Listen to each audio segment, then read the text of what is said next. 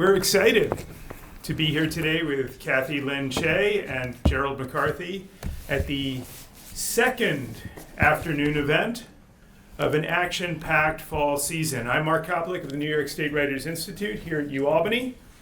I'd like to thank our friends and co-sponsors in the English Department's Creative Writing Program and Young Writers Project, the Writing and Critical Inquiry Program, and the Honors College.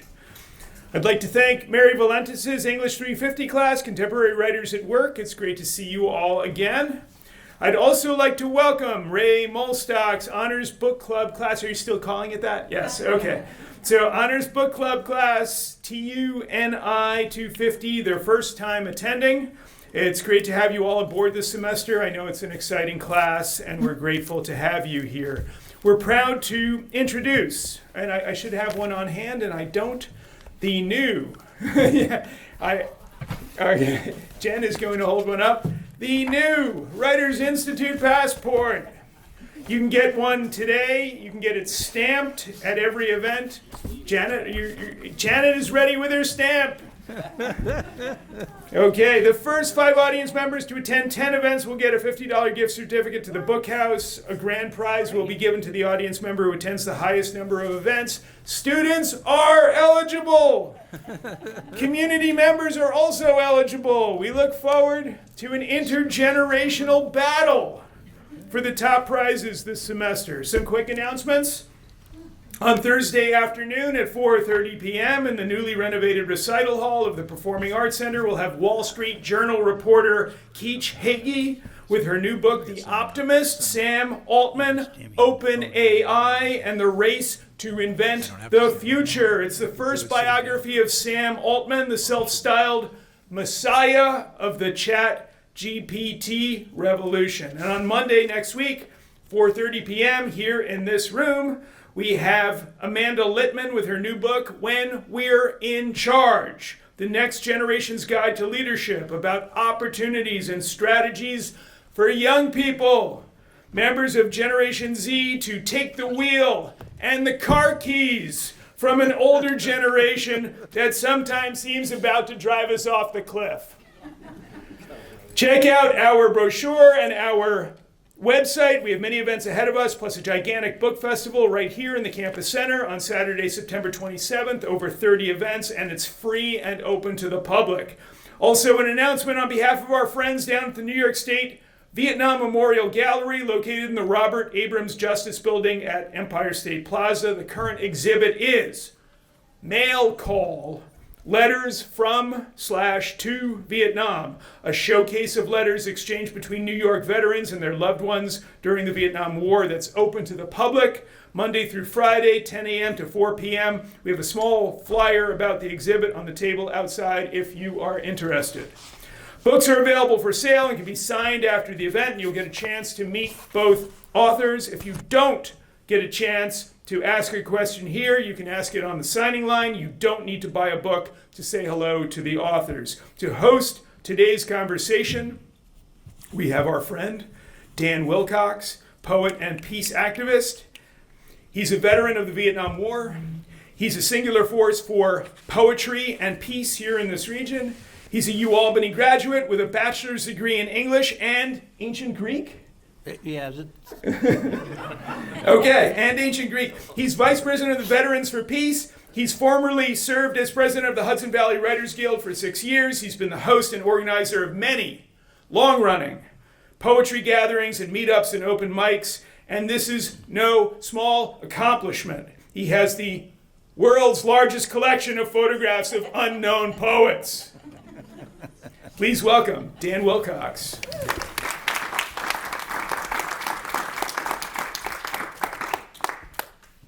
Thank you, Mark. And just to be clear, I am a veteran of the Vietnam War. I was drafted in 1969 and served for a little under 2 years, but I was in the lucky half of my training class. I was trained as a tank driver. Half my training class went to Vietnam. I didn't. So for that, I am eternally grateful, and I do buy lottery tickets, but I've already had my good luck. So I'm very honored to be here today with these two fabulous writers.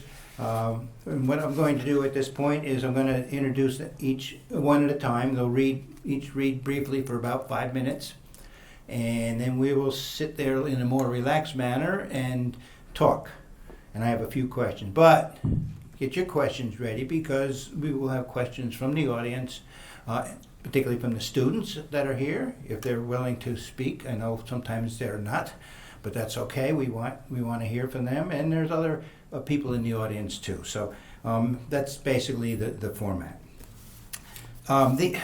These two books are fabulous. They're absolutely fabulous. I really enjoyed them. So I'm going to first introduce Cathy Linh Che, Becoming Ghost. Fascinating book. You really have to look at it to see.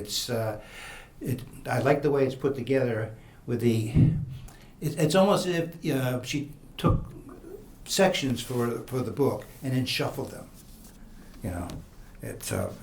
You'll see what I mean when you buy the book, which you'll be able to do out here. Cathy Linh Che is the author of the poetry collection Spirit, which won the Kundiman Poetry Prize, the Norma Farber First Book Award, and the Best Poetry Book Award from the Association for Asian American Studies. She's also the co-author with Kyle Lucia Wu of the children's picture book An Asian American A to Z. Her video installation, Apocalypse, is in an open call commission with The Shed, and her film, We Were the Scenery, won the Short Film Jury Award for nonfiction at the Sundance Film Festival. And I just want to say, in case you missed this, and it's germane to Cathy's book, but I don't know if you saw the article in the newspaper over the weekend.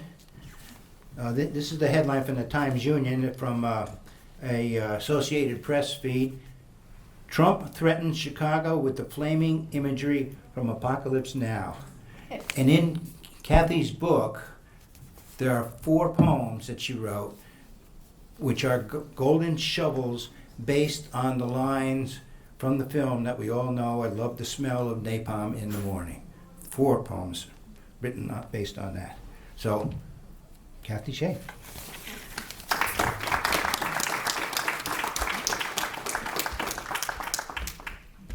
Hello, everybody. Thank you so much for being here. Thank you so much for moderating and reading with me, the invitation. It's wonderful to be part of this series, which is so storied. It's wonderful to be in a room with so many people at the beginning of the school year, still fresh. So my parents were refugees from the Vietnam War, and when they had escaped via boat immediately after the end of the war in 1975, so 50 years ago. So 50 years ago, they would have been in the refugee camp itself in the Philippines. So they escaped for 8 days. They ended up in the refugee camp. They were there for 11 months. Near the end of their time, they were recruited. They didn't have a choice. They were recruited to play extras in this Vietnam War epic by Francis Ford Coppola called Apocalypse Now. It's 3 hours plus. For many people, it's one of their favorite films of all time. It's considered the greatest. And to my parents, they see it as this opportunity to leave the refugee camp and not feel bored and not feel trapped.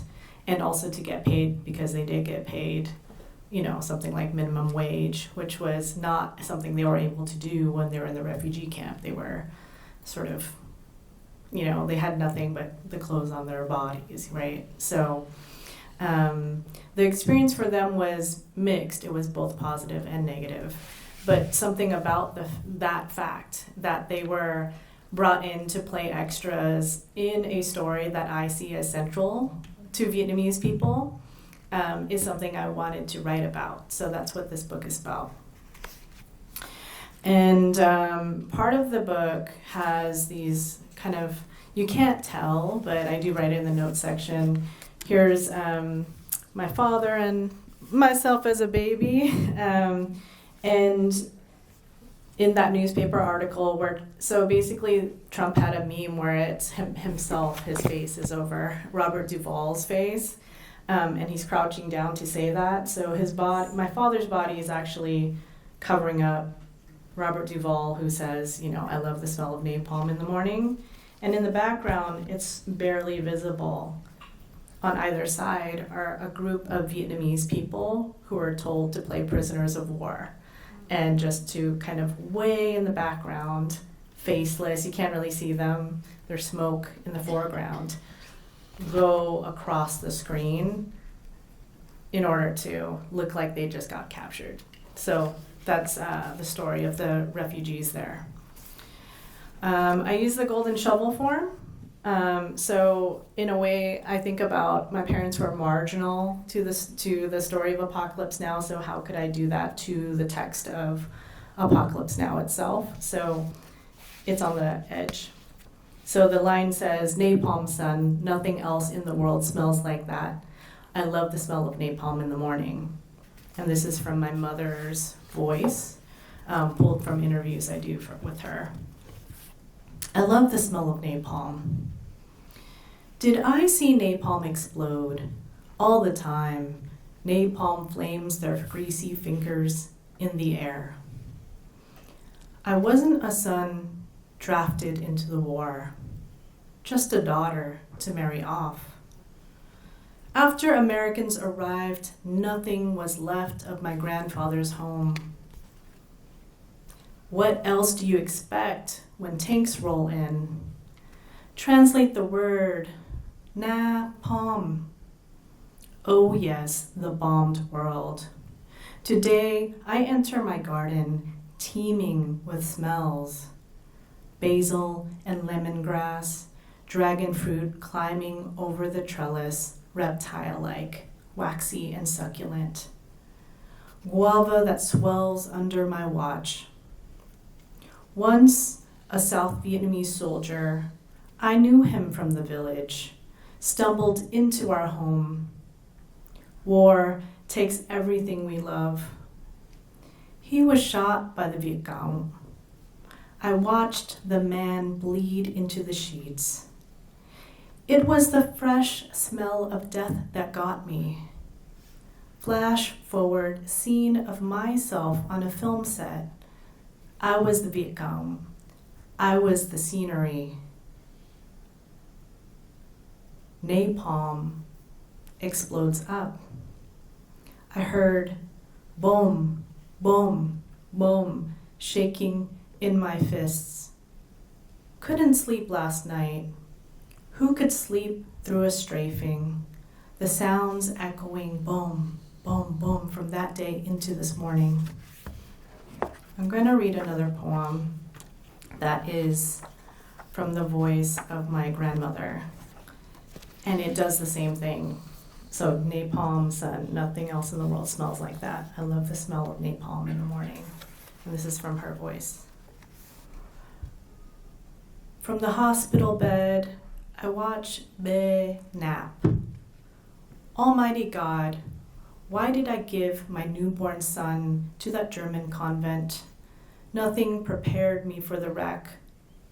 Who else could take him in? He wailed in the hallway. Be sang to him but couldn't calm the colic. Hoa across the world, or perhaps dead at sea. The room smells of powdered milk. It was like a punishment how my breast produced not a drop. I was furious that no one would take the baby in.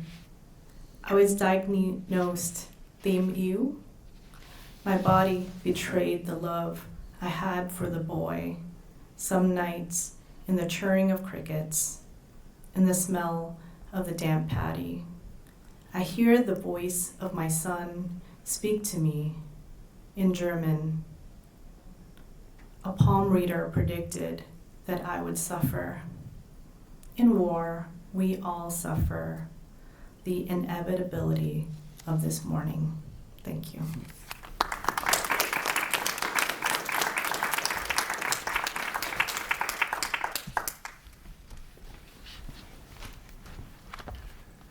right, thank you, Kathy. I'm glad you read those. I don't have them memorized, but they're very familiar to me. Mm-hmm. Our second reader is Gerald McCarthy. This is his new book out, Hitchhiking Home from Danang, a Memoir of Vietnam, PTSD and Reclamation. Also on the table there, he has a book of his poems, A Door in the Wall. And I will say, once upon a time, Gerald and I appeared in an anthology called Post-Traumatic Press 2007. It came out, edited by Dale Weiss from Post-Traumatic Press.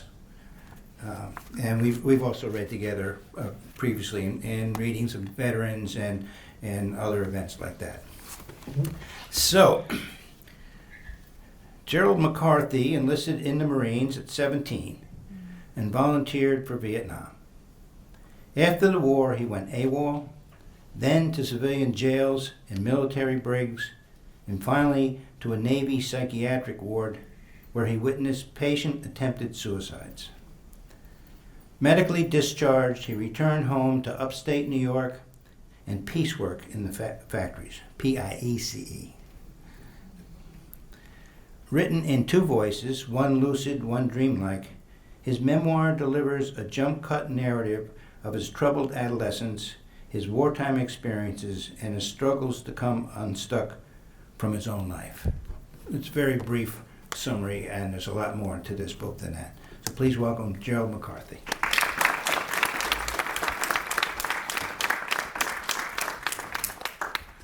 Thank you.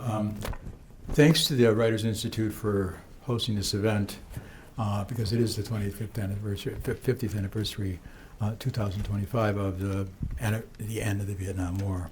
The afterlife suggested by Cathy underscores how many carry the war still with them, me included.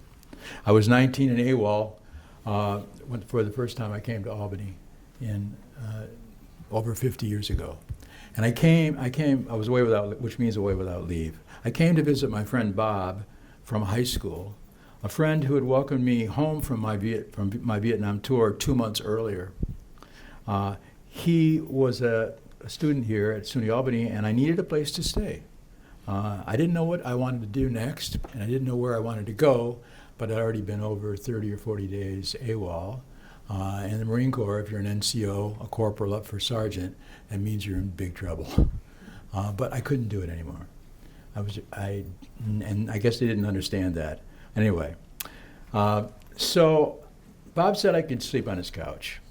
I earned my stay. I was excited about coming to a college, just like I am today, because it wasn't this college, but I was very excited about coming to a college. I'd never been to a college. I thought it was really going to be great to be here. And the first thing they did is ask me, he said I could sleep on his couch, and he said they were both business majors. And they said, would you write 2 essays for us for our English composition course? So I began to see what I read. So I did do that. I understood. I did write the essays for them. But I don't think they understood why I left the Marine Corps. Not many people in 1967 fall understood what was going on in Vietnam. I mean, it was early. It was really very early. And so being AWOL was very early, too, in terms of turning against the war. So after about 5 days and the papers, my friend Bob and his friend Terry just suggested maybe I should just turn myself in to the authorities. And I was maybe 30 days gone, maybe 40 at that time, days over the hill. And that was not what I was going to do. And it wasn't because I was worried or afraid or anything else. I just thought, that's not what I want to do right now. And winter was coming on, and I had no work, and I had no money either. They didn't care about that. So anyway, they asked, what do you got to worry about? You've already been there. So I could see even further that they really hadn't seen what was happening or understood what was happening by that time. Anyway, so driving back to Binghamton after they asked me to leave, on Route 20, I started to think about what I was going to do next. And I'm reminded again of the consequences of turning away from the Marines and from the war. I know I'd begun to wake up, as if a damp fog had lifted, as what W.H. Auden once said. His lines came back to me, we have to unlearn much of what we've been taught. Many years later, in the 1980s, Professor Fred Wilcox asked me to come to SUNY Albany and speak to his classes about Vietnam. He knew I'd been working with veterans in Rochester with Agent Orange. So his book, Waiting for an Army to Die, is an important study of how the chemical warfare destroyed so many lives, both Vietnamese and American. And coming back here today is doubly good, a special kind of homecoming for me. No, I turned myself into the FBI on December 27th, 1967, and I did it in uniform. So my parents had received a letter from the local police chief, so I had to do something, so I did turn myself in. The sad thing was, the FBI didn't want me.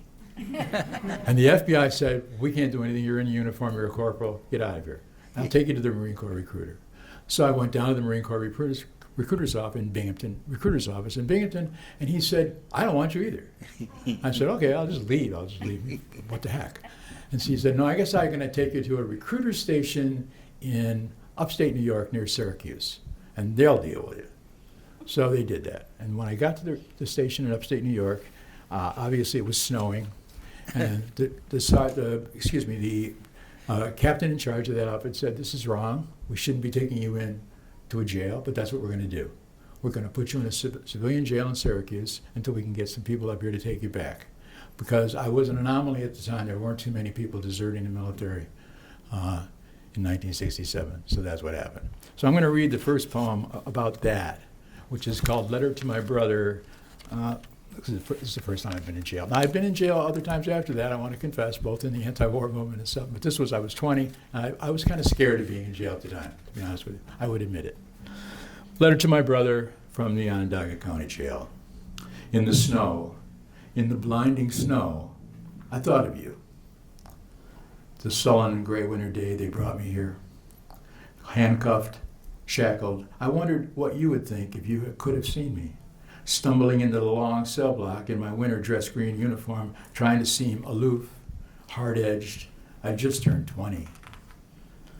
Now I wonder where you were that winter. Did you know where they'd taken me? Did you know I never even said goodbye? I say it now, goodbye. There's grace in that, the way time has of fooling us, of fouling up the mechanics of our lives. So we learn too late how precious the hours are, how I wish you might have seen me then, how alone and lost I felt without you. I want to read another poem. Since Cathy read a couple poems, I thought, okay, let me read one other one. I'm not going to read the one about the monument, but I have another one here that I wanted to read. Well, maybe I'll read that first, because maybe that has a lot to do with what you said. I was sent down in Washington in 1982 to cover the dedication of the Vietnam Veterans Memorial. I was speaking to Dan about it earlier, just so I could write a poem about it. So I was paid to write for the National Catholic Reporter, but what I saw was not what they really liked, but they took the article anyway. So instead, I wrote this poem. It's called The Hooded Legion. Make any allusion to it what you want. We used to have hoods on our field jackets in Vietnam, but there's other things you might think about when you think about the Hooded Legion. And so it uses a quote from Joseph Brodsky, let us put up a monument to the lie. That is not a slam on the monument itself, which was beautifully designed. I like the monument, that's not the problem. But it was, there are no words here to witness why we fought, who sent us, or what we hoped to gain. There is only the rain. As it streaks the black stone, these memories of rain that come back to us, a hooded legion reflected in a wall. Tonight we wander weaponless and cold along the shore of the Potomac, like other soldiers who camped here, looking out over smoldering fires into the night. What did we dream of the summer before we went away? What leaf did not go silver in the last light? What hand did not turn us aside? And, sorry, one more poem. Make of this what you will. This is just called flag burning, because now that's become something in the news again. You have the right to burn a flag. So whenever I first started reading this poem, audiences didn't like it.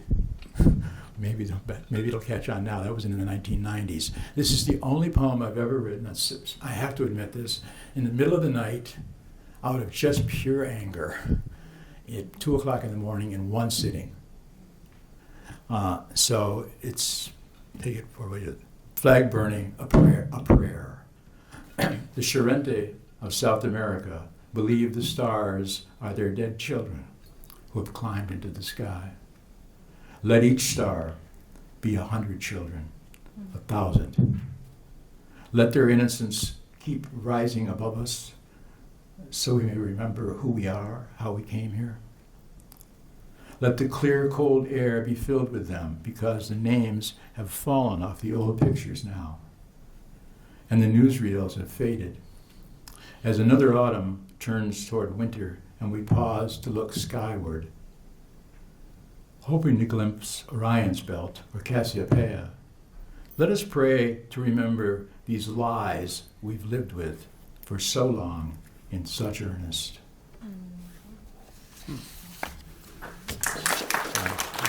Got it. I hope I'm not going over again. But I do have to say one more thing, and then I'll get off this podium. Can I do that? Yeah. Because Vietnam was the first televised war. The iconic images from that war are what changed the war itself, that we saw on television at night, what people did. Today we have the first live stream genocide in Palestine. The images that are what stay with us, what we cannot turn away from. So I have one small poem that I wrote for my wife because I had to.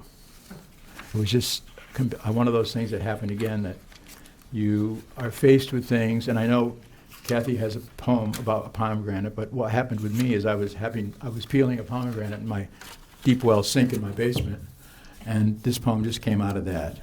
And again, that need to write something because I can't get arrested anymore. I'm just too old. Sorry. I'm sorry. I'm not ready for those things anymore. Pomegranate. I quarter the fruit downstairs in the cellar deep well sink, squeezing each seed out, tiny red arrows floating in the bowl of cold water. The color of dark sunsets, the juice stains my fingers. Like guilt, like blood and pain and grief, and suddenly, without warning, these long years of suffering come back in fragments, the nightmare silence of children lost, their cries muffled by smoke and fire, dull shudders of the earth heave up from bombs from those who should have known better. Men who will carry these lives forever, the stupid cruelty hate breeds, giving birth to ignorance, anger, and last of all, regret. Too late, the owl calls, this cold December night, too late. Now another winter while we wait, listening to the wind, to the song sorrow brings, wailing against the nature of man. Against insolence and greed, hatred, there is no cure for. The tiny arrows swirl in the water. Thank you.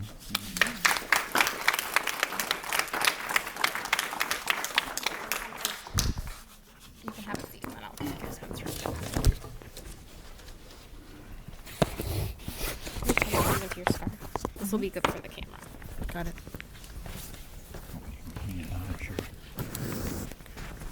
It's easier to hold than have this on the stand. I'm gonna take your stand. You want to have this on the stand? That's better. That's better. Great, thanks. Yeah. I don't know what you were saying. No, you're good. This is gonna pin on your jacket if you can. It'll go to the camera. Easy. Can I take your stand? When we get to audience Q&A, I can take your microphone. Okay. Well, am I on? Oop. Yes, I did. Thank you, Jen. All right. I want to switch the tone a little bit. I mean, it's kind of hard with both of these books being about something that is very dark. War is always very dark. But one of the things I noticed in reading these books side by side is there is an interest in pop music and going through it. And Cathy, in your poem, Live Stream, you had this quote, music, the heartbeat of the movement. You know? And when I read that, I wrote next to it, McCarthy. Because in Jerry's book, well, each of the chapter titles is a song title from the music of the 60s and 70s, and then he provides a list, and it goes on for 2 pages of all of that. So either of you, jumping in, what is the force of music throughout these books? Do you want to go first? No, go ahead. Yeah. How many times? Music is the universal language. I don't know. That's one thing. That's good. Yeah, I'll just say the poem that it's being referred to is about, it's called Live Stream because it is about Palestine, and it's about my position as somebody who, you know, my parents were on the other side under bombings, and it's complex because my dad was also drafted into the South Vietnamese Army. So he was not only under bombings, but also collaborating with the American GIs to be part of the war, even though he didn't want to be part of it.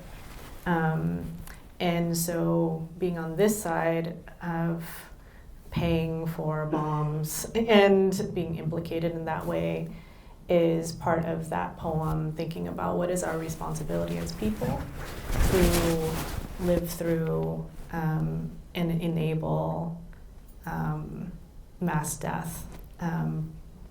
And so music is a component of that poem because my partner is a composer, and he's from Oaxaca, and he was telling me, and he went to UNAM, which is in Mexico City, which is a very politically active college campus.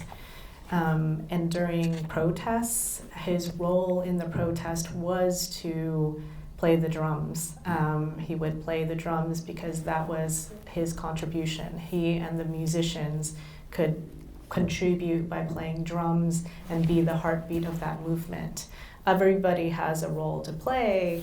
Now, it's not just about our complicity, but there's possibilities of doing work and thinking hard about what can we do. So if you're a musician, you can play. If you're a poet, you can speak.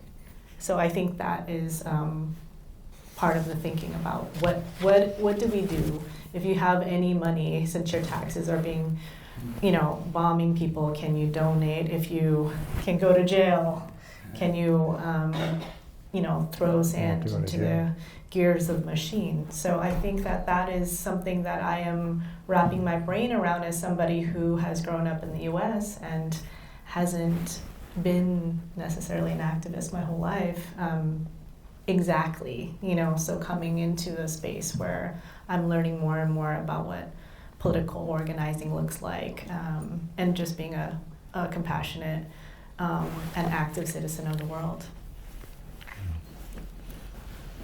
I guess in the memoir I wrote, which was a big argument with the publisher, the editor, was about the music. In other words, and I said, sometimes it's an ironic counterpoint. You know, I didn't want to. The order was the issue.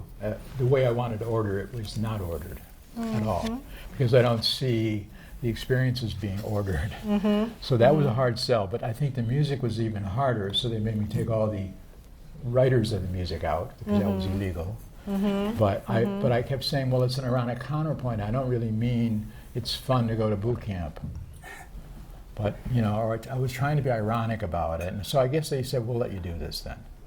But we had quite an argument ongoing for 5 or 6 months about the music up until the day the book was published. Because they didn't see the connection between some of the experiences being ironic or being sarcastic or whatever you want to say. Like, it's not like we were really dancing in the dark. It was supposed to be like that's what we really were, was in the dark.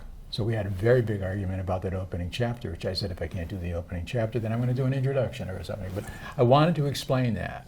But I also, for me, the music was important because I'd read, a very long time ago, I read a book by Thomas Mann when I was in college, honestly.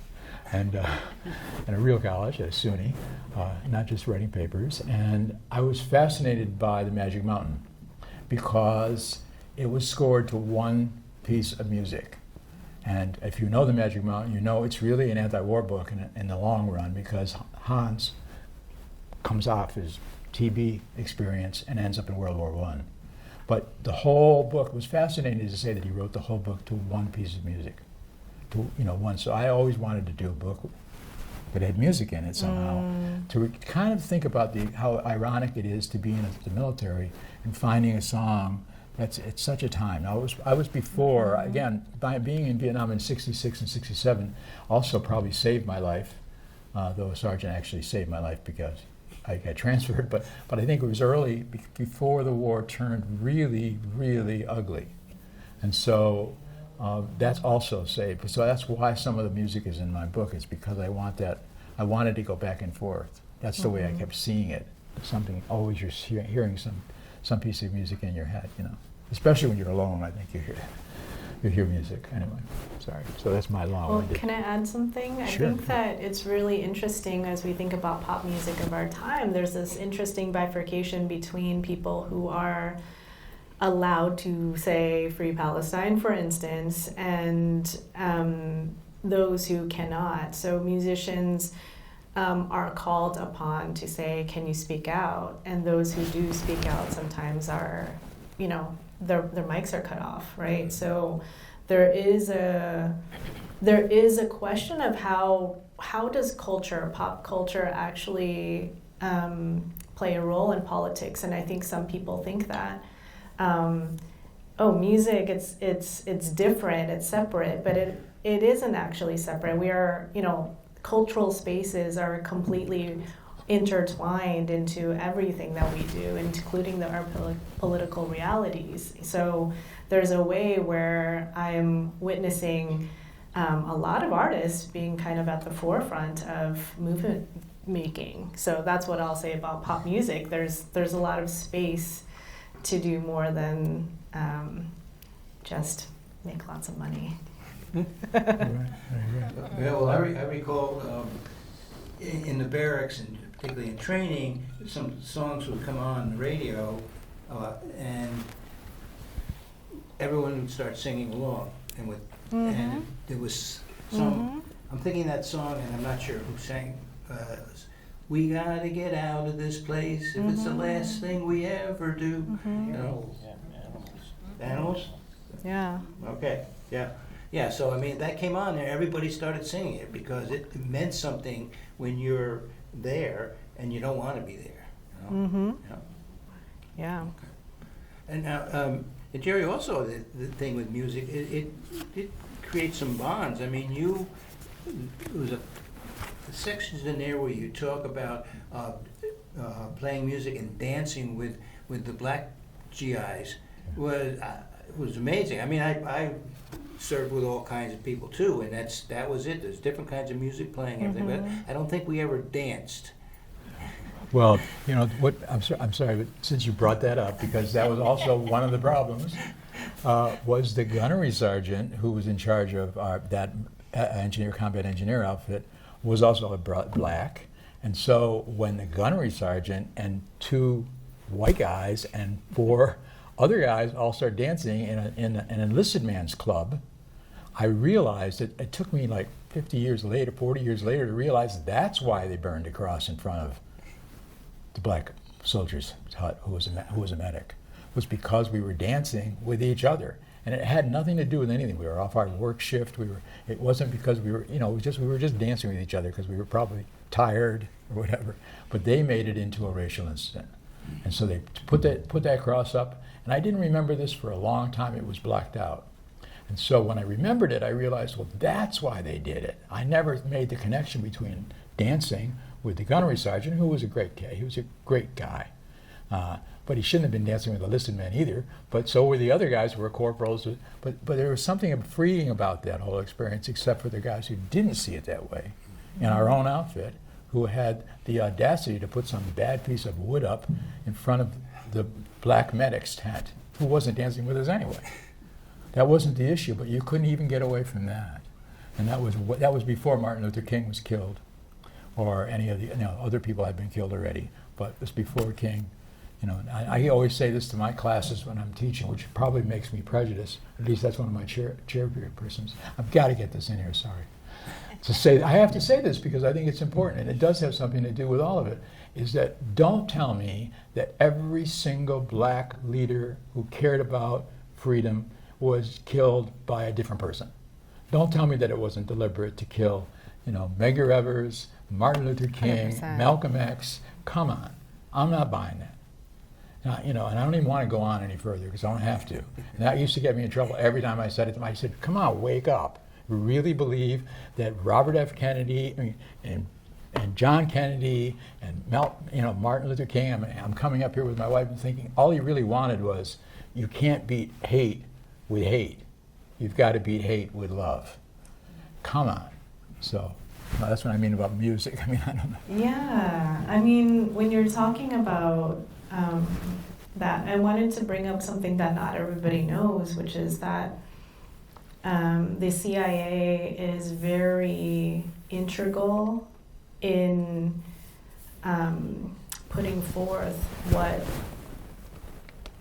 is written in creative writing programs all across the country. So funded and influenced the Iowa Writers Program, which is the kind of the largest MFA, so Masters in Fine Arts program in the United States, that has the oldest and it has the biggest influence. And so that in itself was a very strong desire to use the cultural space to create what it is that we listen to, read, hear. They call it self-power, right? So that it was specifically a desire to eliminate, to steer literature toward more personal, more domestic spaces that uplift materialism or material questions, celebrate the nuclear family or its dissolution over things that were more communitarian or that would incite some kind of togetherness. So anytime that, people, there's a big fight actually happening right now on the internet about the best American poetry. So the editor of the Best American Poetry is retiring this year. Keeps, somebody yelled free Palestine at the last reading, and so he's angry, and he says, "What are you doing bringing politics into a poetry space?" It's so there is this, from the 80s onward, I think there is that idea that had been planted that writing politically, that's bad writing. You're ranting. You're not writing about the human condition or whatever it is, these high lofty ideals. So I think that is important to know that we are inheritors every time we pick up spaces and we enter classrooms of creative writing. We are inheritors of that type of influence upon our own reading and creative writing, and it's important to get a hold of that in order to undo that, to recognize what people are doing. So in the same way, yes, the CIA totally, go for it. I know. Okay, I saw when you picked up the mic, I was you knew. I was like, Gerald is ready. Well, you knew that I was in Iowa, so let me tell you that. If you didn't, you should know that I not only was I in Iowa once, but I got in twice, because the first time I didn't go. So that was a no-no, because only 15 people got in. So when I got there, and I finally got my old professor friend, who just passed this year, to finally admit that if you didn't write the poem the way the Iowa... Now he's an 80. He's 82 years old when he tells me this. I said, all these years, you've lied to me. Basically, he said, no, I got a B because I wouldn't write the poems they wanted me to write. And they told me, you will not write. When I was there, you will not write about Vietnam. And, there was a guy who was there, I didn't know him well at the time. His name was, he wrote Meditations in Green, Stephen Wright, which was an incredible book because it really deals with his own pain of what he had to do in Vietnam. And he's a heroin addict. but you will not write about, they didn't. So people who were from the international workshop, like from South America, would stand up and say, Gerald, why don't you say something about that guy and what he just said about your poem? And I said, no, what, who cares? I'm not going to argue it, but he was furious. He said this wouldn't happen in Chile, where he was from. But I think I agree with you. That model even came back to me in letters from professors who said, quit writing about Vietnam. And that's what I felt. Yeah, my first book was about that, and they didn't like what was in that book. Because I didn't like what was in it either, but it was something that you said you had to tell this story from a true perspective, not my perspective, but the true perspective of what you were talking about. And they didn't want that. I agree with you, and definitely by the 80s, it was completely gone. So you might have had a few people there then, but I think they lost the international, and they became this groomed, exactly what you're talking about. And that's what we have today. Right, well, we could go on all week with this. It's a week-long seminar. Right? All right, we'd like to open this up to questions from the audience. Especially students. And students, yes, we're looking for the students there. Okay, go ahead. Michael, he's got the mic. He's got We were talking about this in one of my classes. Well, not one of the class I have to be here for. And there, she was mentioning, or she asked, how did it feel for your parents to be in the movie as an extra, literally reliving something so traumatic that they had just escaped from? And then I brought it up to my roommate afterwards, and then I thought about, did your family feel like exploited by the fact that they had to redo this experience as an extra, no less, not even like a minor role as an extra, or did they just accept it as like, really getting money and I'm gonna do what I have to do? That's a great question, and it's a question I've had, so I asked directly. So it's not in the book. The book has a lot of our family drama, actually, but it's in the short film that's out and also the video installation. My parents I asked my mother very directly, do you feel exploited? She says, no, they paid you. When they pay you, whatever they say you do. And for her, I was like, that's capitalist exploitation, right? But for her, she was like, I didn't get to make money. Her whole life in Vietnam, she was being exploited she was an apprentice for so many years and doing all of this work for free. So she was like, well, at least they're paying me, right? And it's not for a great task necessarily, but for her, the alternative was so much worse. Just being bored in the refugee camp, not knowing where she was going. At least this was an adventure or something to do. Not to say it's not complex to some degree. She was very, so one of the things is she had to shoot a gun into the air, a fake gun into the air, and she was scared. She was a 22-year-old, right? Like just shooting at some helicopters, playing like the enemy. And she says, I don't feel exploited, but she was afraid. So it's a complex answer to that. I've asked her things like, so do you feel like it's weird, weird that you are playing an extra in a war that you just escaped? She's like, weird, they pay, it always comes down to the same thing. So they're very practical people because I think, it's about survival in so many ways, and it's also, I don't know. There's just a real practicality to how my mom feels about it. But I receive it differently. I think of it as exploitation. I think of it as problematic. And for my parents, they think of it as, oh, we had fun. Yeah. So there's a big difference in how we perceive it. Other questions?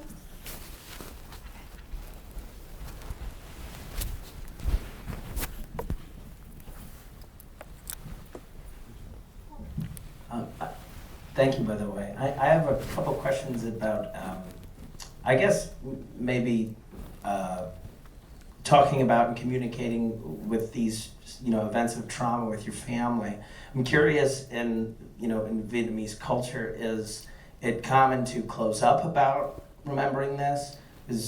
Are people like, we gotta, let me tell you what we went through during the war? And then separately, with your experiences as being an early, I guess we could say, anti-war activist, is there a sense in your family of like a silence about that? Or was there at one point? Because I know in my own family, like my grandfather won't even talk about the service he's proud of.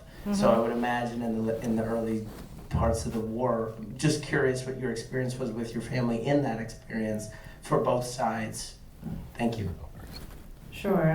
My family doesn't represent everybody's family who is of the Vietnamese diaspora, but they're very open about their lives. And I sat around the kitchen table every night and they would tell me stories about their lives. And my dad has never been back to Vietnam because he doesn't want to. He feels like until it's no longer under communist rule or socialist rule, he will never return. So he's 86 this year. And he has instead created a connection through the storytelling between what his life was like in Vietnam, the Philippines, and, in the early days before I was born, he has been a very active recorder and reteller. And that's true of my mother as well, and they tell the story together. And their storytelling together is quite amazing, and I don't think I would be a writer or a filmmaker, I guess, without my parents and the ways that they've been incredibly open about their lives. So I guess you met my real family, my father and my stepmother, I guess. I think, because my mother died very young, I don't think she would have let me join the Marine Corps. But I will say my father never understood it. I mean, I think he understood it, but he didn't understand it. When he found out, no one came to see me in the hospital, no one came to help me out, but I don't think he ever understood why I left. I think he tried. I think my sons, on the other hand, all three of them, my stepson, my oldest, just came back from 60 days in Vietnam with his new girlfriend, or significant other, or what the right word is. My other two younger sons have both gone to Vietnam and Southeast Asia. I have never been back. I don't want to take any chances because I think I was pretty lucky to come back unscathed because nobody else was that I knew at the time. But I don't think my real parents understood why I went AWOL, why I was a deserter at the time for a time, and trying to explain that to my youngest son, who's now 30, he did understand. I think he understood why I did what I did. I think the other two do. My parents never did. I don't think they did. I don't think the neighbors understood. People it just it wasn't something you did. And at some point, if you have a conscience, and I would say I was probably pre-napalm. That's how early it was. So that really made a difference because that was other stuff that happened to them. It was also a very different kind of a war. You have to think about it that way if you study it. That it was good I was there in 66 and 67, otherwise I wouldn't be here. I honestly believe that. So I don't think my dad was in World War II with his brothers, every single one in his family. He had 4 brothers, everyone served in a different area. He was in India, his brother was in Germany, another brother was in the Pacific, so when I was in the brig, he called my uncle in the Bronx, and he said, "Bill, relax. Now he's really a Marine. He's in the brig." My father still didn't go over that, but that's what my Uncle Frank, had been at Tarawa with the Marines, and he said, now he's really a Marine Corps. But I think my other uncles did not understand that. I think that was my Uncle Frank being a wise guy, but anyway. But I think it's my family that you're talking about now, it's only my sons that understand, I think. My wife, obviously. But I want to add one thing is that my parents, when they talk about their lives, there's a lot of joy and laughter too, actually. And so part of my thesis in the film itself is that there is an afterlife to war if you survive it, and that even though trauma is and post-trauma is part of it, but that can change, healing, forgetting, moving through, building a life, having fullness, all of that also can happen. And part of how that happens is storytelling, and part of how that happens is, from the art of making a family. Yeah. Sure, that's true. Great. One more question.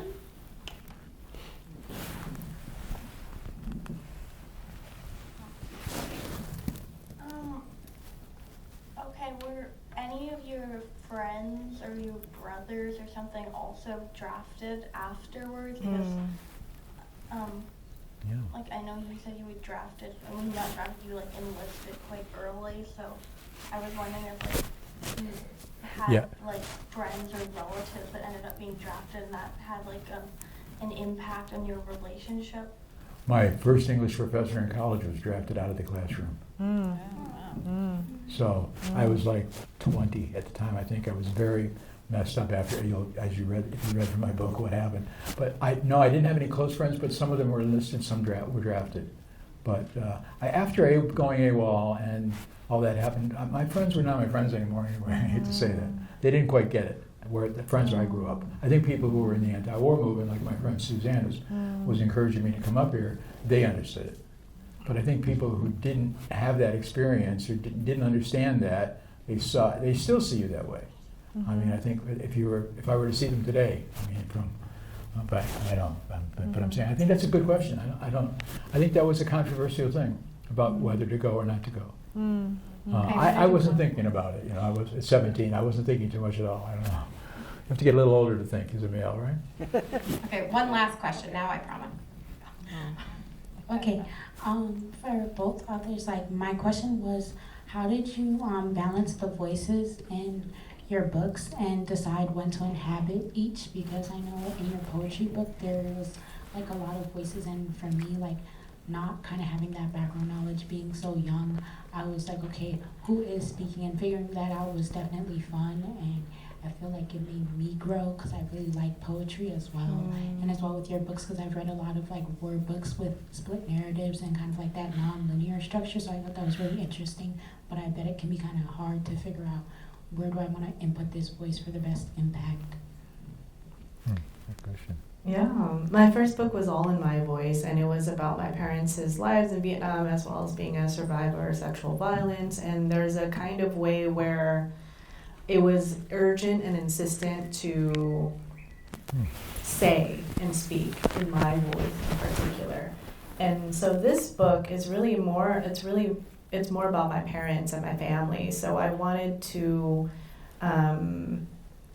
it wasn't a choice. I mean, that's the thing about poetry. It's not always a choice. You were talking about how you just have to get it out. And so much of this book is about listening to the voices around me and their stories and ingesting them. And in a way, I call it like poetic seance, right? You don't always have a choice in the matter, but when you start writing, you see what comes out. So for me, it is about listening and transcribing sometimes. I mean, I do that often actually, listening and transcribing, and what comes out is the voice of my mother or my father or my grandmother. And for a long time I thought about the ethics of that, but I also realized that ourselves are not wholly ourselves. Our voices are not wholly our own. We overlap very much. Like I have literally my mother's DNA, my father's DNA, and my grandmother's DNA in me, and so they are me and part of me. So that is part of the idea of becoming Ghost, is like this poetic seance, this like slippage into other voices. Yeah, that's a good point. I don't know if I might. So if you didn't get a chance to ask a question, you will have an opportunity to do so on the signing line. You don't need to buy a book in order to join the signing line. Before we cheer for them, I'd like to thank all of you for coming. We hope you come back to many more of these. As you can see on our banner, this is where readers and writers meet. Join the conversation. We'll be having painful conversations, challenging conversations, beautiful conversations, illuminating conversations, and we'd like you to be part of those conversations. Please, round of applause for Cathy Linh Che, for Gerald McCarthy, and for Dan Wilcox.